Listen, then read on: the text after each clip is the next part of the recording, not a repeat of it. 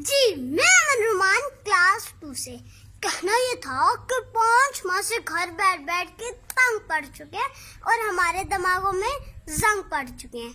आज मैंने सोचा कि मैं यूनिफॉर्म पहनूं और आपसे शेयर करूं वो यादें, वो बातें और मुलाकातें जब सुबह सवेरे उठते थे और नाश्ता वर्जिश करते थे, फिर खर्चा बस्ता लेते थे, स्कूल का रास्ता लेते थे, फिर टीचर प्यारी आती थी, हमको खूब पढ़ाती थी, फिर बड़े ग्राउंड में जाते थे, कुछ खेलते थे, कुछ खाते थे। वो सब कुछ याद आता है और दिल को बड़ा दुखाता है। और अब घर में बंद है रात दिन, टीवी में भी कोरोना जिन। टुनटुन नाजीना 4000 में से 3000 का टेस्ट पॉजिटिव आ गया।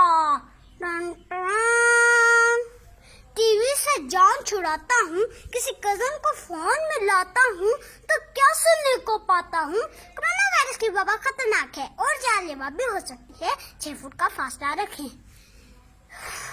इस माहौल में अच्छी बात है ऑनलाइन तो पढ़ रहे हैं, हम थोड़ा आगे बढ़ रहे हैं, पर आखिर कब तक हम बच्चे हैं, हम बच्चे सच ही बोलेंगे।